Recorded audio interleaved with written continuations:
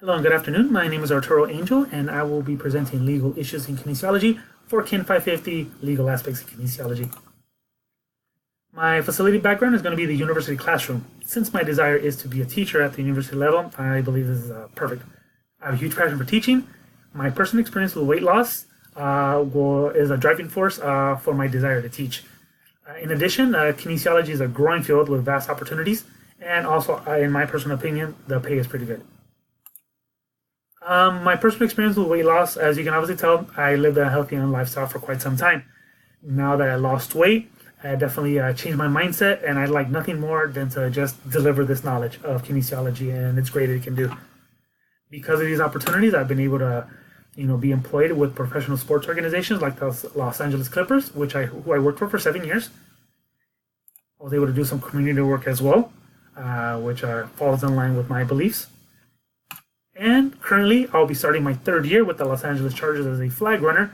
And again, at the age of 42, since kinesiology has helped me transform my life, I believe this is in line with teaching and passing along this knowledge.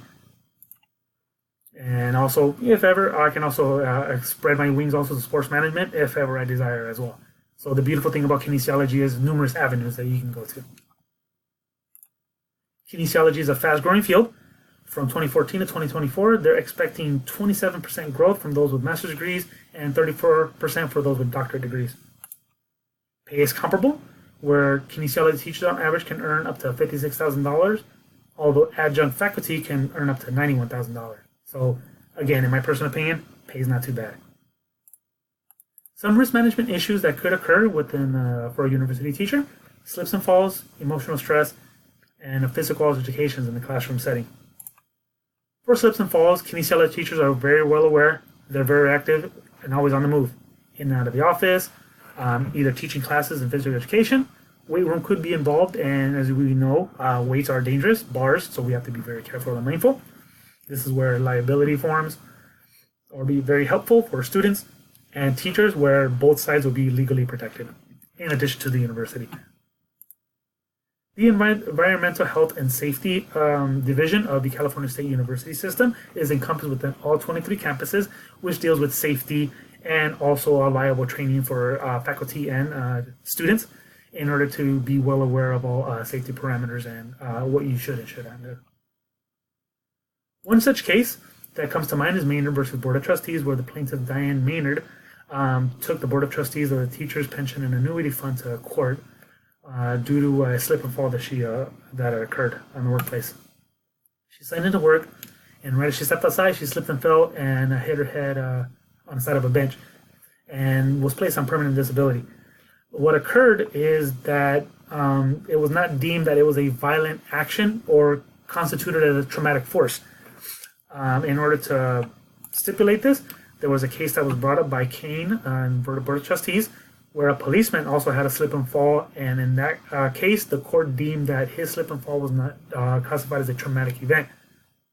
So, with that being said, the court ruled in favor of the defendant, where work effort alone, which she was in, whether different or extreme, cannot be defined as a traumatic event, and that in order for it to be classified as that has to be gracious force or uncontrollable power, which in this case, as previously mentioned from Cambridge Board of Trustees, it was found that it was not to be the case. Emotional stress is another factor that teachers face in the university level, meaning workload demands, numerous evaluations, going to faculty and administrative meetings, and also one's personal life can take its toll. One such case brings about Howell versus Millersville University of Pennsylvania, where Dr. Alan Howell, who was a professor teaching music, failed to attain tenure. He felt that he was discriminated against due to age, and that a hostile work environment was being administered to him due to the constant evaluations and performance standards that he had to meet. So he took the school to court. The plaintiff had to prove 4 stipulations for age discrimination to work, which is he over 40, qualified, did this adverse employment decision, did he suffer from it, and was there a new staff member that was employed that was much younger. He is over 40 when the case was tried. Qualified, he unfortunately failed to meet numerous evaluation standards up to par, and he actually did not suffer any adverse employment decisions. and no staff member that was younger was ever employed. And now for requirement for promotion or tenure within that state, you have to be an outstanding teacher. You have to provide exemplary service within the department of the university, and also scholarly program and accomplishment within a peer-reviewed scholarship, which unfortunately Dr. Howell was not able to do. So it is because of that the plaintiff was not awarded. Also, he failed to adhere to performance standards. Documentation states numerous issues from students regarding the curriculum, and that Dr. Howell had a case for berating students, whoever questioned his teaching methods. So because of that, he was not awarded tenure or promotion. Altercations in the classroom can occur. One such case, unfortunately, that should be brought up is the Virginia Tech shooting, where 27 students and 5 faculty members lost their lives in there. The Commonwealth of Virginia was tried in that case. Various university officials, the president and the vice president being there, the shooter's counselors, community service boards, and Virginia Tech employees were taken to court. Although sovereign immunity can be applied in some cases, in this one it could not, because it is understood that a safe and environment should be provided for student and faculty, and in this particular case it was not. So from here, training has been implemented nationwide across universities to better address mental issues that the students may possibly face. Although shootings do continue to occur, proactive measures that we could take are to just make sure to do the best we can to identify trouble signs and any potential dangers that may arise. One issue that sometimes is not addressed are environmental issues. Ongoing construction with the materials as you're cutting the particle boards, dust, all that stuff can come about, and of course you're setting temporary classrooms, which also they themselves could be made of questionable material. As mentioned before, the Environmental Health and Safety Office takes care of certain issues of this case, and one such issue was brought about by the University of California, San Francisco, where they had purchased a new building and wanted to move their biomedical research facilities in there. Unfortunately, this building was located by some residential homes.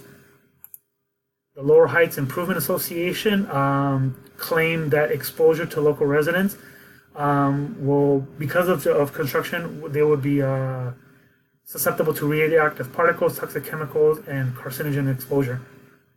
So what occurred is UCSF countered by stating that they conducted an environmental impact report to assess ecological stresses that could be found. Unfortunately, they didn't conduct the study properly under accordance with California Environmental Quality Act. So it was later discovered that UCSF did not fully expound upon the potential environmental dangers that residents could have faced if construction would have pushed forward. So because of the actions of the Laurel Heights Improvement Association, UCSF could not continue forward with this move. Now, some employment laws that we might address that teachers could face are maintaining teacher performance, financial compensation and pay, and fair hiring practices. Teachers are very well aware of RTP, or retention, tenure, and promotion. The California Faculty Association, which helps facilitate the CSU system, this is actually usually implemented for full-time faculty, but there are different stipulations for adjunct and part-time, which have different requirements. There are also class and non-class teacher classifications that are also within this, but mainly retention, tenure, and promotion are usually for just full-time staff. California State LA, for example, has one method where for 2 years, a teacher will be evaluated, and if you pass, you may be given permanent or tenure stature. You must go through a series of evaluations, and even within the once you get to your 6th year and tenure is offered, you still are evaluated after that, post tenure, even 5 years after. If you want a promotion, it's constant evaluation. So as stated before, university teachers go through a lot of scrutiny. One such case is Olson versus the trustees of State of California, the California State Universities, where Roy Olson felt wronged after numerous attempts of attaining tenure. So he felt that his 14th Amendment violations of fair hearing were not met. But the court's point of view was that the school did not violate the plaintiff's rights and liberties. His reputation was never in question. Only his request for upward mobility was denied, and also since his contracts were short in duration, it didn't constitute enough time for him to warrant promotion requirement. On the other hand, Ofsavit versus the Trustees of California State University and Colleges found that he actually had 3 years of glowing reviews, praised for his teaching style, and yet he was not given a promotion or offered tenure. This ruled, the courts ruled actually in the plaintiff's favor in this case, because the university, it was discovered that the university held unfavorable political views of the teacher, which of course that's discrimination. You can't do that. In short, in layman's terms. So Ofsavit was reappointed to his position as instructor at the university and awarded back pay as well. Financial compensation as pay is also another issue where numerous teachers, as you can obviously tell, they do a lot of preparatory time before class and sometimes even after class. And in this case right here, Shepherd versus North Orange County Regional Occupation Program, he felt that it was a breach of contract and a violation of the minimum wage laws because he was not being compensated for his preparatory work before and after lectures. So pursuant to Industrial Welfare Commission's Order number 4-2001, it states that you must be compensated accordingly for all work performed in university settings. So the courts found in the plaintiff's favor that he was not being that the university was not compensating the plaintiff properly, and so corrections were made in that case. Also, abuse of powers or fair hiring practices are also other issues that do occur. The People versus Lofsky stated that Lofsky committed a conflict of interest by hiring his wife to a temporary assistant position within the political science department. Richard Anderson found objection to this and addressed it to Lofsky personally and the university, and after seeing that nothing was going to be done, he filed suit. But pursuant to Article 9, Section 9 of the California Constitution, University of California professors are not bound to any statutes where conflict of interest occurred, especially when hiring a position that's temporary. So the case was dismissed. How I will apply sports law to my profession is one thing that I'll have to be aware of is now collective bargaining agreements.